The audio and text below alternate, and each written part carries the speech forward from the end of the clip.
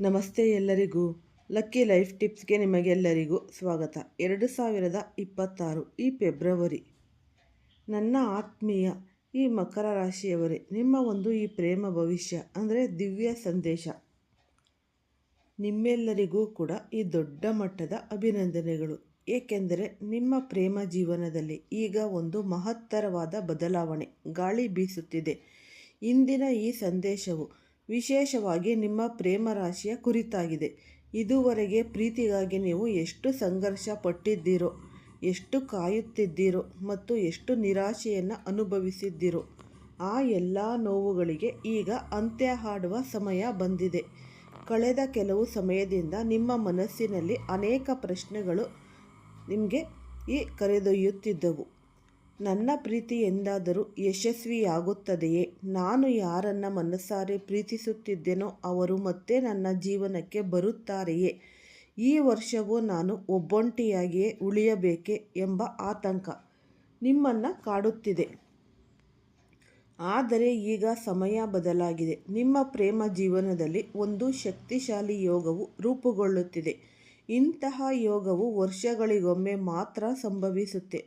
ಈ ಯೋಗವು ಹೇಳುವುದೇನೆಂದರೆ, ಮುರಿದು ಹೋದ ಸಂಬಂಧಗಳು ಮತ್ತೆ ಒಂದಾಗಲಿವೆ, ಅರ್ಧಕ್ಕೆ ನಿಂತ ಪ್ರೀತಿ ಪೂರ್ಣಗೊಳ್ಳಲಿದೆ ಮತ್ತು ಈ ಸತ್ಯವಾದ ಹೃದಯವುಳ್ಳವರಿಗೆ ಅವರ ನ್ಯಾಯಬದ್ಧವಾದ ಹಕ್ಕು ಸಿಗಲಿದೆ. ಈ ಕಳೆದ ದಿನಗಳಲ್ಲಿ ನೀವು ಪ್ರೀತಿಯಲ್ಲಿ ವಂಚನೆಯನ್ನು ಕಂಡಿದ್ದೀರಿ, ಕಣ್ಣೀರಿಟ್ಟಿದ್ದೀರಿ.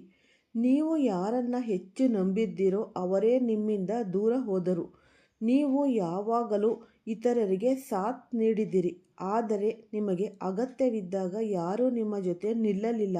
ಆದರೆ ನೆನಪಿಡಿ, ದೇವರು ಕೊಡುವುದು ಸ್ವಲ್ಪ ತಡವಾಗಬಹುದು, ಆದರೆ ಅವರು ಅತ್ಯುತ್ತಮವಾದುದನ್ನೇ ನೀಡೋದು. ಈಗ ಮುಂಬರುವ 7 ದಿನಗಳ ಈ ಪ್ರೇಮ ಸಂಕೇತವನ್ನು ಗಮನವಿಟ್ಟು ಕೇಳಿ. ಈ ವಿಡಿಯೋವನ್ನು ಫಸ್ಟಿಂದ ಹಿಡಿದು ಕೊನೆ ತನಕ ಸ್ಕಿಪ್ ಮಾಡ್ದಲೇ ನೋಡಿದ್ರೆ ತುಂಬಾ ಉಪಯುಕ್ತವಾದ ಮಾಹಿತಿ ನಿಮಗೆ ಲಭಿಸುತ್ತೆ.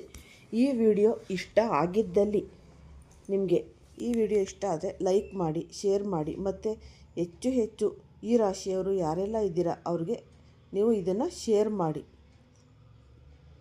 ಓಂ ಶ್ರೀ ಶನೇಶ್ವರಾಯ ನಮಃ ಅಂತ ಕಮೆಂಟ್ ಬಾಕ್ಸ್ನಲ್ಲಿ ಕಮೆಂಟನ್ನು ಹಾಕಿ. ಇಲ್ಲಾಂದರೆ ನಿಮ್ಮ ಮನೆ ದೇವರು, ನಿಮ್ಮ ಕುಲದೇವರ ಹೆಸರನ್ನು ಈ ಕಮೆಂಟ್ ಬಾಕ್ಸ್ನಲ್ಲಿ ಹಾಕಿ. ನನ್ನ ಜೀವನದಲ್ಲಿ ಇದಾಗಿಲ್ಲ, ಅದಾಗಿಲ್ಲ, ಅವಳು ಮತ್ತು ಅವನು ಅಂತ ಇದು ಜನ್ಮ ಕುಂಡಲಿಯಲ್ಲಿ ಎಲ್ಲರಿಗೂ ಅನ್ವಯಿಸೋದಿಲ್ಲ. ಕೆಲವೊಬ್ಬರಿಗೆ ಮಾತ್ರ ಇದನ್ನು ಅನ್ವಯಿಸುತ್ತೆ. ಮದುವೆ ಆಗಿರೋರಿಗೆ ಅನ್ವಯಿಸಲ್ಲ, ಮದುವೆ ಆಗದಲ್ಲೇ ಇರೋರಿಗೆ ಅನ್ವಯಿಸೋದು, ಈ ರೀತಿ ಎಲ್ಲ ಇರುತ್ತೆ. ಆದರೆ ನೀವು ಈ ತಪ್ಪು ಕಮೆಂಟ್ಗಳನ್ನ ಕೊಡಲಿಕ್ಕೆ ಹೋಗಬೇಡಿ. ಈ ಮುಂಬರುವ 7 ದಿನಗಳ ಈ ಪ್ರೇಮ ಸಂಕೇತ ಗಮನವಿಟ್ಟು ಕೇಳಿ. ಈ ಮೊದಲನೆಯ ಸಂಕೇತವೆಂದರೆ, ಯಾವ ವ್ಯಕ್ತಿ ನಿಮ್ಮ ಹಿಂದೆ ನಿಮ್ಮನ್ನು ನಿರ್ಲಕ್ಷಿಸಿದ್ದಾರೋ ಅವರೇ ಈಗ ನಿಮ್ಮ ನೆನಪಿನಲ್ಲಿ ಈ ಬೆಂಕಿಯಲ್ಲಿ ಬೇಯೋದು. ಹಠಾತ್ ಸಂದೇಶ ಆಗಿರ್ಬೋದು, ಈ ಫೋನ್ ಕರೆ ಅಥವಾ ಈ ಭೇಟಿಯಾಗುವ ಯೋಗ ನಿಮ್ಮ ಜಾತಕದಲ್ಲಿ ಇದೆ. ಅಂದರೆ ಎರಡನೆಯ ಸಂಕೇತ, ಒಂದು ವೇಳೆ ನೀವು ಒಂಟಿಯಾಗಿದ್ದರೆ ಈ ಸಿಂಗಲ್ಲು ಒಬ್ಬ ಹೊಸ ವ್ಯಕ್ತಿ ನಿಮ್ಮ ಜೀವನವನ್ನು ಪ್ರವೇಶಿಸೋದು. ಈ ಸಂಬಂಧವು ಕೇವಲ ಆಕರ್ಷಣೆಯಾಗಿರುವುದಿಲ್ಲ, ಬದಲಾಗಿ ಇದು ನಿಜವಾದ ಪ್ರೀತಿಯ ಆರಂಭವಾಗಿರುತ್ತೆ. ಈ ಮೂರನೆಯ ಸಂಕೇತ, ಸಂಬಂಧಗಳಲ್ಲಿ ನಡೆಯುತ್ತಿದ್ದ ಒಂದು ತಪ್ಪು ತಿಳುವಳಿಕೆಗಳು ದೂರವಾಗುತ್ತೆ. ನಿಮ್ಮ ಮೇಲೆ ಯಾರು ಈ ಕೋಪಿಸಿಕೊಂಡಿರ್ತಾರೋ ಅವರ ಹೃದಯ ಈಗ ಕರಗಲಿದೆ. ಮುಂದಿನ 48 ದಿನಗಳಲ್ಲಿ ಒಂದು ಭಾವನಾತ್ಮಕ ಬದಲಾವಣೆ ಅನ್ನೋದು ಕಂಡುಬರುತ್ತೆ. ಯಾರೋ ಒಬ್ಬರು ನಿಮ್ಮ ಮೌಲ್ಯವೇನೆಂದು ನಿಮಗೆ ಅರ್ಥ ಮಾಡಿಸುತ್ತಾರೆ. ಅಂದರೆ ಪ್ರೀತಿಯಲ್ಲಿ ನೀವು ಅನುಭವಿಸಿದ ನೋವೇ ಈಗ ನಿಮ್ಮ ಅದೃಷ್ಟದ ತಿರುವಾಗಿ ಬದಲಾಗಲಿದೆ. ಆದರೆ ಇಲ್ಲಿ ಒಂದು ಎಚ್ಚರಿಕೆ ಇದೆ. ಸುಳ್ಳಿನಿಂದ ದೂರವಿರಿ, ಅಹಂಕಾರವನ್ನು ಬಿಟ್ಟು ಬಿಡಿ ಮತ್ತು ಯಾರ ಹೃದಯವನ್ನು ಉದ್ದೇಶಪೂರ್ವಕವಾಗಿ ನೋಯಿಸಬೇಡಿ. ಈ 3 ವಿಷಯಗಳನ್ನು ನೀವು ಪಾಲಿಸಿದರೆ ಪ್ರೀತಿಯ ಬಾಗಿಲು ನಿಮಗಾಗಿ ಸಂಪೂರ್ಣವಾಗಿ ತೆರೆಯುತ್ತೆ. ಪ್ರೀತಿಯಲ್ಲಿನ ಅಡೆತಡೆಗಳು ನಿವಾರಿಸಲು ಒಂದು ಸರಳ ಪರಿಹಾರವನ್ನು ಅನುಸರಿಸಿ. ಶುಕ್ರವಾರದ ಬೆಳಗ್ಗೆ ಸ್ನಾನ ಮಾಡಿದ ನಂತರ ಬಿಳಿ ಅಥವಾ ಈ ಗುಲಾಬಿ ಬಣ್ಣದ ಹೂಗಳನ್ನು ದೇವರಿಗೆ ಅರ್ಪಿಸಿ. ನಂತರ 11 ಬಾರಿ ಓಂ ಕ್ಲೀಂ ಕೃಷ್ಣಾಯ ನಮಃ ಎಂಬ ಮಂತ್ರವನ್ನು ಪಠಿಸಿ. ನಿಮ್ಮ ತಂದೆ, ತಾಯಿಯ ಆಶೀರ್ವಾದವನ್ನು ಪಡೆಯಲು ಮರೆಯಬೇಡಿ. ಸತತ 45 ದಿನಗಳ ಕಾಲ ಈ ಪರಿಹಾರವನ್ನು ಮಾಡಿ. ಆಗ ನಿಮ್ಮ ಪ್ರೇಮ ಜೀವನದಲ್ಲಿ ಚಮತ್ಕಾರವಾಗುವುದನ್ನು ನೀವೇ ಗಮನಿಸುತ್ತೀರಿ. ಮತ್ತೊಂದು ಪ್ರಮುಖ ಎಚ್ಚರಿಕೆ ಅಂದರೆ, ಈ ಮುಂದಿನ 24 ಗಂಟೆಗಳ ಕಾಲ ನಿಮ್ಮ ಪ್ರೇಮ ಜೀವನದ ಗುಟ್ಟನ್ನು ಯಾರೊಂದಿಗೂ ಹಂಚಿಕೊಳ್ಬೇಡಿ. ನಿಮ್ಮ ಸಂತೋಷಕ್ಕೆ ಈ ಕೆಟ್ಟ ದೃಷ್ಟಿ ಬೀಳುವ ಸಾಧ್ಯತೆ ಕೂಡ ಇರುತ್ತೆ. ನಿಮ್ಮ ಯೋಜನೆಗಳನ್ನು ನಿಮ್ಮಲ್ಲೇ ಇರಿಸಿಕೊಳ್ಳಿ. ಪ್ರೀತಿಯ ಜೊತೆಗೆ ಸಮಾಜದಲ್ಲಿ ನಿಮ್ಮ ಗೌರವವು ಹೆಚ್ಚುತ್ತೆ. ಯಾರು ನಿಮ್ಮನ್ನು ಅಲಕ್ಷ್ಯ ಮಾಡಿದ್ದರೋ ಅವರು ಈಗ ನಿಮ್ಮನ್ನು ಹುಡುಕಿಕೊಂಡು ಬರ್ತಾರೆ. ಈ ಮದುವೆಯ ಮಾತುಕತೆ ಆಗಿರ್ಬೋದು, ನಿಶ್ಚಿತಾರ್ಥ ಆಗಿರ್ಬೋದು, ಅಥವಾ ಈ ಪ್ರೇಮ ನಿವೇದನೆ ಒಂದು ಪ್ರಪೋಸ್ ಯೋಗವು ಕಾಣಿಸುತ್ತಿದೆ. ಮುಂಬರುವ ದಿನಗಳು ನಿಮ್ಮ ಅದೃಷ್ಟದ ದಿಕ್ಕನ್ನೇ ಬದಲಾಯಿಸ್ತವೆ. ಈ ಬ್ರಹ್ಮಾಂಡದ ಸಂಕೇತಗಳು ಈಗ ಬಹಳನೇ ಸ್ಪಷ್ಟವಾಗಿವೆ. ನೀವು ದೀರ್ಘಕಾಲದಿಂದ ನಿಮ್ಮ ಮನಸ್ಸಿನಲ್ಲಿ ಒಂದು ಪ್ರಶ್ನೆಯನ್ನು ಹೊತ್ತು ತಿರುಗುತ್ತಿದ್ರಿ. ನನ್ನ ನಿಜವಾದ ಪ್ರೀತಿ ಎಂದು ಸಿಗುತ್ತೆ? ನನ್ನ ಭಾವನೆಗಳನ್ನು ಯಾರು ಗೌರವಿಸುತ್ತಾರೆ ಎಂದು. ನಿಮ್ಮ ತಾಳ್ಮೆಯ ಫಲ ಸಿಗುವ ಸಮಯ ಈಗ ಹತ್ತಿರ ಬಂದಿದೆ. ಮುಂದಿನ ಕೆಲವು ದಿನಗಳಲ್ಲಿ ನಿಮ್ಮೊಳಗೆ ಒಂದು ವಿಚಿತ್ರವಾದ ಶಾಂತಿ ನೆಲೆಸುತ್ತೆ. ಇನ್ನು ಮುಂದೆ ನೀವು ಯಾರ ಹಿಂದೆ ಓಡುವ ಅಗತ್ಯವೇ ಇಲ್ಲ ಎಂಬ ಸತ್ಯ ನಿಮಗೆ ಅರಿವಾಗುತ್ತೆ. ಯಾವುದು ನಿಮ್ಮದೋ ಅದು ತಾನಾಗಿಯೇ ನಿಮ್ಮನ್ನು ಹುಡುಕಿಕೊಂಡು ಬರೋದು. ನಿಮ್ಮಲ್ಲಿನ ಈ ಒಂದು ಆಂತರಿಕ ಶಕ್ತಿ ನಿಜವಾದ ಪ್ರೀತಿಯನ್ನು ಆಕರ್ಷಿಸುತ್ತೆ. 4ನೆಯ ಸಂಕೇತ, ನಿಮ್ಮನ್ನು ಬಿಟ್ಟು ಹೋದ ವ್ಯಕ್ತಿಯು ತನ್ನ ನಿರ್ಧಾರದ ಬಗ್ಗೆ ಈ ಪಶ್ಚಾತ್ತಾಪ ಪಡುತ್ತಾನೆ.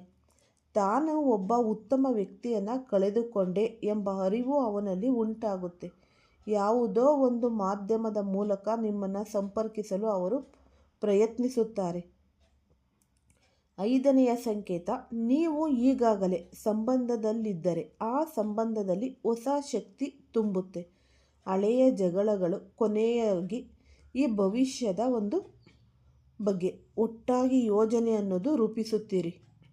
6ನೆಯ ಸಂಕೇತ, ಏಕಪಕ್ಷೀಯ ಪ್ರೀತಿಯಲ್ಲಿ ಇರುವವರಿಗೆ ಈಗ ಸ್ಪಷ್ಟತೆ ಸಿಗುತ್ತೆ. ಅಂದರೆ ನಿಮ್ಮ ಪ್ರೀತಿಯನ್ನು ಒಪ್ಪಿಕೊಳ್ತಾರೆ ಅಥವಾ ನೀವು ಜೀವನದಲ್ಲಿ ಮುಂದೆ ಸಾಗಲು ದಾರಿ ಸಿಗುತ್ತೆ. ಪ್ರೀತಿಯು ಕೇವಲ ಒಂದು ಭಾವನೆಯಲ್ಲ, ಅದೊಂದು ದೊಡ್ಡ ಶಕ್ತಿ. ನಿಮ್ಮ ಈ ಶಕ್ತಿ ಈಗ ಬದಲಾಗುತ್ತಿದೆ.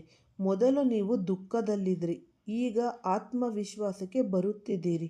ಮೊದಲು ಅಸುರಕ್ಷಿತರಾಗಿದ್ದಿರಿ, ಈಗ ಸ್ಥಿರವಾಗುತ್ತಿದ್ದೀರಿ. ಇದೇ ಸ್ಥಿರತೆಯು ನಿಮ್ಮ ಜೀವನದಲ್ಲಿ ಶಾಶ್ವತ ಪ್ರೀತಿಯನ್ನು ತರುತ್ತೆ. ಆದರೆ ಹುಷಾರಾಗಿರಿ, ಯಾವುದೇ 3ನೇ ವ್ಯಕ್ತಿಯ ಮಾತು ಕೇಳಿ ನಿಮ್ಮ ಸಂಬಂಧವನ್ನು ಹಾಳು ಮಾಡಿಕೊಳ್ಬೇಡಿ. ಸುಳ್ಳು ಸುದ್ದಿ ಅಥವಾ ಈ ತಪ್ಪು ತಿಳುವಳಿಕೆ ದೊಡ್ಡ ಶತ್ರುವಾಗಿ ಕಾಣಬಹುದು.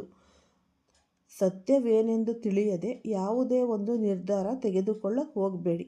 ಪ್ರೀತಿಯನ್ನು ಸ್ಥಿರಗೊಳಿಸಲು ಪ್ರತಿ ಶುಕ್ರವಾರದ ಸಂಜೆ ಒಂದು ದೀಪವನ್ನು ಹಚ್ಚಿ ಮತ್ತು ನಿಮ್ಮ ಈ ಭಾವಿ ಸಂಗಾತಿಯನ್ನು ಮನಸ್ಸಿನಲ್ಲಿ ಕಲ್ಪಿಸಿಕೊಳ್ಳಿ. ಅವರಿಗೆ ಧನ್ಯವಾದ ಅರ್ಪಿಸಿ. ಹಾಗೆಯೇ ದಿನವೂ ಕನ್ನಡಿಯ ಮುಂದೆ ನಿಂತು ನಾನು ಪ್ರೀತಿಗೆ ಯೋಗ್ಯಳು ಎಂದು ಹೇಳಿಕೊಳ್ಳಿ. ಇದು ನಿಮ್ಮ ಈ ಒಂದು ಸುಪ್ತ ಮನಸ್ಸನ್ನು ಬದಲಾಯಿಸುತ್ತೆ. ಸಾಮಾಜಿಕವಾಗಿ ನಿಮ್ಮ ಒಂದು ಗುರುತು ಹೆಚ್ಚಾಗುತ್ತೆ. ಜನರು ನಿಮ್ಮನ್ನು ಈ ಹೊಸ ದೃಷ್ಟಿಕೋನದಿಂದ ನೋಡಲು ಪ್ರಾರಂಭಿಸುತ್ತಾರೆ. 7ನೆಯ ಸಂಕೇತ, ಈ ಒಂದು ಪ್ರವಾಸದ ಸಮಯದಲ್ಲಿ ಅಥವಾ ಈ ಒಂದು ಸೋಷಿಯಲ್ ಮೀಡಿಯಾ ಮೂಲಕ ಈ ಹೊಸಬರ ಭೇಟಿಯಾಗುವ ಸಾಧ್ಯತೆ ಹೆಚ್ಚು ಇದೆ. 8ನೆಯ ಸಂಕೇತ, ನೀವು ಮದುವೆಯ ವಯಸ್ಸಿನವರಾಗಿದ್ದರೆ ಕುಟುಂಬದಿಂದ ಉತ್ತಮ ಸಂಬಂಧ ಬರಲಿದೆ. 9ನೆಯ ಸಂಕೇತ, ಹಳೆಯ ನೋವುಗಳು ಮರೆಯಾಗುತ್ತವೆ. ನೀವು ಯಾರನ್ನು ಮರೆಯಲು ಸಾಧ್ಯವಿಲ್ಲ ಎಂದುಕೊಂಡಿದ್ದೀರೋ ಅವರ ನೆನಪುಗಳು ಈಗ ಮಂದವಾಗುತ್ತೆ. 10ನೆಯ ಸಂಕೇತ, ಆತ್ಮಗೌರವವೇ ಪ್ರೀತಿಯಲ್ಲಿ ದೊಡ್ಡದು ಎಂಬ ಸತ್ಯ ನಿಮಗೆ ಅರಿವಾಗುತ್ತೆ. ಯಾರು ನಿಮಗೆ ಈ ಪದೇ ಪದೇ ನೋವು ನೀಡ್ತಾರೋ ಅವರು ನಿಮ್ಮ ಜೀವನದ ಕೊನೆಯ ಸಂಗಾತಿಯಲ್ಲ ಎಂಬುದನ್ನು ಅರ್ಥ ಮಾಡಿಕೊಳ್ಳಿ. ನಿಜವಾದ ಪ್ರೀತಿ ನಿಮಗೆ ಶಾಂತಿಯನ್ನು ನೀಡುತ್ತೆ, ಅಸುರಕ್ಷತೆಯನ್ನಲ್ಲ. ಮುಂಬರುವ ಈ ಒಂದು 40 ದಿನಗಳಲ್ಲಿ ನಿಮ್ಮ ಈ ಪ್ರೇಮ ಯಾನವು ಸ್ಪಷ್ಟತೆ, ಸಂಪರ್ಕ ಮತ್ತು ಸ್ಥಿರತೆ ಎಂಬ 3 ಹಂತಗಳನ್ನು ದಾಟಿ ಮುಂದೆ ಸಾಗುತ್ತೆ. ಈಗ 11ನೆಯ ಸಂಕೇತ ನಾವು ಆರಂಭವಾಗ್ತಿದೆ. ನಿಮ್ಮ ಜೀವನದಲ್ಲಿ ಈ ಒಂದು ಆತ್ಮ ಮೌಲ್ಯದ ಭಾವನೆ ಜಾಗೃತವಾಗುತ್ತೆ. ನೀವು ಇತರರಿಗೆ ಎಷ್ಟು ನೀಡಿದ್ದರೋ ಅದಕ್ಕಿಂತ ಹೆಚ್ಚಿನದನ್ನು ಪಡೆಯಲು ನೀವು ಅರ್ಹರು ಎಂಬುದು ನಿಮಗೆ ಅರ್ಥವಾಗುತ್ತೆ. ಈ 12ನೆಯ ಸಂಕೇತವೆಂದರೆ ನಿಮ್ಮ ಸುತ್ತಮುತ್ತಲೇ ಇರುವ ಯಾರೋ ಒಬ್ಬರು ನಿಮ್ಮನ್ನು ದೀರ್ಘಕಾಲದಿಂದ ಗುಟ್ಟಾಗಿ ಇಷ್ಟಪಡುತ್ತಿದ್ದಾರೆ. ಅವರು ಈವರೆಗೆ ಹೇಳಿಕೊಳ್ಳುವ ಧೈರ್ಯ ಮಾಡಿರಲಿಲ್ಲ, ಆದರೆ ಈಗ ಅವರು ಯಾವುದೋ ಒಂದು ಸಣ್ಣ ಸಂಕೇತ ನೀಡಬಹುದು. 13ನೆಯದು ಪ್ರೀತಿಯಲ್ಲಿ ಕರ್ಮದ ಫಲ ಸಿಗುವ ಸಮಯ. ನೀವು ಯಾರ ಹೃದಯವನ್ನು ನೋಯಿಸದಿದ್ದರೆ ಬ್ರಹ್ಮಾಂಡವು ನಿಮಗಾಗಿ ಸುಂದರ ದಾರಿ ತೆರೆಯುತ್ತೆ.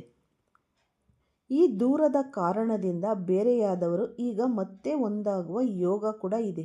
ಈ ವಿಡಿಯೋ ಕಾಲ್ ಆಗಿರ್ಬೋದು ಅಥವಾ ಈ ಒಂದು ಪ್ರವಾಸದ ಮೂಲಕ ಭಾವನೆಗಳು ಮತ್ತೆ ಚಿಗುರೊಡೆಯುವುದು ಮತ್ತು ನಿಮ್ಮ ಕನಸಿನಲ್ಲಿ ಯಾರೋ ಒಬ್ಬರು ಪದೇ ಪದೇ ಕಾಣಿಸಿಕೊಳ್ಳುತ್ತಿರಬಹುದು. ಇದು ಸಾಮಾನ್ಯವಲ್ಲ. ನಿಮ್ಮ ಈ ಗುಪ್ತ ಮನಸ್ಸು ಆ ವ್ಯಕ್ತಿಯೊಂದಿಗೆ ಸಂಪರ್ಕದಲ್ಲಿದೆ ಎಂದರ್ಥ.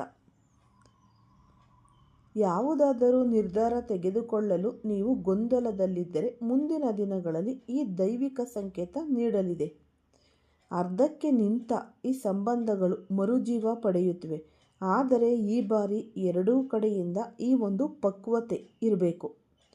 ನಿಮ್ಮ ಆತ್ಮವಿಶ್ವಾಸ ಹೆಚ್ಚಿದಾಗ ಅನೇಕರು ನಿಮ್ಮ ಕಡೆಗೆ ಆಕರ್ಷಿತರಾಗ್ತಾರೆ. ಆದರೆ ನೆನಪಿಡಿ, ಪ್ರತಿಯೊಂದು ನಗು ಪ್ರೀತಿಯಾಗಿರಲ್ಲ. ಕುಟುಂಬದ ವಿರೋಧವಿದ್ದರೆ ಅದು ಈಗ ಸರಿಯಾಗಿ ಮಾತುಕತೆ ಮೂಲಕ ಬಗೆಹರಿಯುತ್ತೆ. ಆರ್ಥಿಕ ಸ್ಥಿರತೆಯು ನಿಮ್ಮ ಪ್ರೇಮ ಜೀವನಕ್ಕೆ ಬಲ ನೀಡುತ್ತೆ. 21ರಿಂದ 30ನೇ ಸಂಕೇತದವರೆಗೆ ನಿಮ್ಮ ಜೀವನದಲ್ಲಿ ಈ ಒಂದು ಭಾವನಾತ್ಮಕ ಸಮತೋಲನ ಹೆಚ್ಚಾಗುತ್ತೆ. ಹಳೆಯ ನೆನಪುಗಳು ಮರೆಯಾಗಿ ಈ ಹೊಸ ಭರವಸೆ ಮೂಡುತ್ತೆ. ಯಾರ ಹಿಂದೆ ನೀವು ಓಡುತ್ತಿದ್ದೀರೋ ಅದನ್ನು ನಿಲ್ಲಿಸಿದ ತಕ್ಷಣ ಆ ವ್ಯಕ್ತಿಯೇ ನಿಮ್ಮತ್ತ ಬರಲು ಪ್ರಾರಂಭಿಸುತ್ತಾನೆ. ಪ್ರೀತಿಯಲ್ಲಿ ಸ್ಥಿರತೆ ಉಂಟಾಗುತ್ತೆ. ಈ 31ನೇ ಸಂಕೇತ ನಾವು ನೋಡೋದಾದರೆ ನಿಮ್ಮ ಜೀವನದಲ್ಲಿ ಈಗ ಈ ಒಂದು ಪಾರದರ್ಶಕತೆ ಬರಲಿದೆ. ಯಾರು ನಿಮ್ಮವರು ಮತ್ತು ಯಾರು ಸಮಯ ಕಳೆಯಲು ಬಂದವರು ಎಂಬುದು ಸ್ಪಷ್ಟವಾಗುತ್ತೆ. ಈ ಸತ್ಯ ಸ್ವಲ್ಪ ನೋವು ನೀಡಬಹುದು, ಆದರೆ ನಿಮ್ಮ ಭವಿಷ್ಯಕ್ಕೆ ಇದು ಬಹಳನೇ ಮುಖ್ಯ. ಆತ್ಮಗೌರವ ಹೆಚ್ಚಾದಾಗ ಮಾತ್ರ ಎದುರಿಗಿರುವ ವ್ಯಕ್ತಿಗೆ ನಿಮ್ಮ ಮೌಲ್ಯ ಅನ್ನೋದು ತಿಳಿಯುತ್ತೆ. ಈ ಹಳೆಯ ಅಪೂರ್ಣ ಸಂಭಾಷಣೆಗಳು ಪೂರ್ಣಗೊಳ್ಳುತ್ತೆ. ನಿಮ್ಮ ವ್ಯಕ್ತಿತ್ವದಲ್ಲಿ ಬದಲಾವಣೆ ಉಂಟಾಗುತ್ತೆ. ನಿಮ್ಮ ಮುಖದಲ್ಲಿ ಒಂದು ಹೊಸ ಹೊಳಪು ಕಾಣಿಸಿಕೊಳ್ಳುತ್ತೆ. ದೀರ್ಘಕಾಲದ ಕಾಯುವಿಕೆ ಈಗ ಕೊನೆಯಾಗುತ್ತೆ. ನಿಮ್ಮ ಭಾವನಾತ್ಮಕ ಈ ಪಕ್ವತೆ ಪರೀಕ್ಷೆಯಲ್ಲಿ ಉತ್ತೀರ್ಣವಾಗಿದೆ. ಒಂದು ವಿಶೇಷ ದಿನಾಂಕವು ನಿಮ್ಮ ಜೀವನದಲ್ಲಿ ಬದಲಾವಣೆ ತರುತ್ತೆ. ನಿಮ್ಮ ಗತಕಾಲಕ್ಕೆ ಧನ್ಯವಾದ ಹೇಳಿ ಬೀಳ್ಕೊಡುವ ಸಮಯ ಬಂದಿದೆ. ನಿಮ್ಮ ಶಕ್ತಿಯು ಈಗ ಕಾಂತಿಯುತವಾಗಿದೆ. ಸರಿಯಾದ ವ್ಯಕ್ತಿ ನಿಮ್ಮ ಜೀವನಕ್ಕೆ ಬಂದೇ ಬರುತ್ತಾರೆ. ಪ್ರೀತಿಯು ನಿಮ್ಮ ಜೀವನದಲ್ಲಿ ಶಾಶ್ವತವಾಗಿ ನೆಲೆಸಲಿದೆ. ಅಂತಿಮವಾಗಿ ಈ ಮಾತುಗಳನ್ನು ನೀವು ನೆನಪಿನಲ್ಲಿ ಇಟ್ಕೋಬೇಕು. ಪ್ರೀತಿಯು ಕೇವಲ ಭಾವನೆಗಳ ಏರಿಳಿತವಲ್ಲ, ಅದೊಂದು ಗೌರವಯುತ ಸಂಬಂಧ. ತಾಳ್ಮೆಯೇ ಇದರ ಒಂದು ಮೂಲ ಮಂತ್ರ. ಬ್ರಹ್ಮಾಂಡವು ಒಮ್ಮೆ ನಿರ್ಧಾರ ತೆಗೆದುಕೊಂಡ್ರೆ ಅದನ್ನು ತಡೆಯಲು ಯಾರಿಂದಲೂ ಸಾಧ್ಯವಿಲ್ಲ. ನೋವಿನ ಕಣ್ಣೀರು ಈಗ ಸುಖದ ಕಣ್ಣೀರಾಗಿ ಬದಲಾಗುವ ಕ್ಷಣ ಹತ್ತಿರದಲ್ಲಿದೆ. ನಿಮ್ಮ ಹೃದಯವು ಮತ್ತೆ ನಗಲಿದೆ. ಈ ಒಂದು ಬದಲಾವಣೆಯನ್ನು ತೆರೆದ ಮನಸ್ಸಿನಿಂದ ಸ್ವೀಕರಿಸಿ. ನಕಾರಾತ್ಮಕ ವಿಚಾರಗಳಿಂದ ಆದಷ್ಟು ದೂರವಿರಿ. ಯಾವುದು ನಿಮ್ಮ ಹಣೆಬರಹದಲ್ಲಿ ಬರೆಯಲ್ಪಟ್ಟಿದೆಯೋ ಅದು ನಿಮಗೆ ಖಂಡಿತ ಸಿಗುತ್ತೆ. ಈ ಬಾರಿ ಬರುವ ಪ್ರೀತಿ ಕೇವಲ ಬಂದು ಹೋಗುವುದಿಲ್ಲ, ಅದು ನಿಮ್ಮ ಜೀವನದಲ್ಲಿ ಶಾಶ್ವತವಾಗಿ ಉಳಿಯುತ್ತೆ. ನಿಮಗೆ ಗೌರವ ನೀಡುತ್ತೆ ಮತ್ತು ನಿಮ್ಮ ಬದುಕನ್ನು ಸಂಪೂರ್ಣಗೊಳಿಸುತ್ತೆ. ಸತ್ಯ, ಪ್ರೀತಿಯ ಮೇಲೆ ನಂಬಿಕೆ ಇಡಿ. ನಿಮ್ಮ ದಾರಿಯಲ್ಲಿ ಈಗ ಬೆಳಕು ಕಾಣಿಸುತ್ತಿದೆ. ಈ ಉಪಯುಕ್ತವಾದ ಮಾಹಿತಿ ನಿಮ್ಮೆಲ್ಲರಿಗೂ ಕೂಡ ಇಷ್ಟ ಆಗಿದೆ ಅಂತ ಭಾವಿಸ್ತೀನಿ. ಇಷ್ಟ ಆಗಿದರೆ ಲೈಕ್ ಮಾಡಿ ಮತ್ತು ಶೇರ್ ಮಾಡಿ. ಯಾರಾದರೂ ಹೊಸದಾಗಿ ನೋಡ್ತಾ ಇದ್ದರೆ ಅವರು ಕೂಡ ಈ ಚಾನಲ್ಗೆ ಸಬ್ಸ್ಕ್ರೈಬ್ ಮಾಡಿಕೊಳ್ಳಿ. ಆದಷ್ಟು ನೀವು ನಂಬಿಕೆ ಮತ್ತು ತಾಳ್ಮೆ ಇದ್ದಲ್ಲಿ ಎಲ್ಲವೂ ಕೂಡ ಗೆಲ್ಲಬಹುದು ಜೀವನದಲ್ಲಿ. ಎಲ್ಲರಿಗೂ ಸಹ ಧನ್ಯವಾದಗಳು.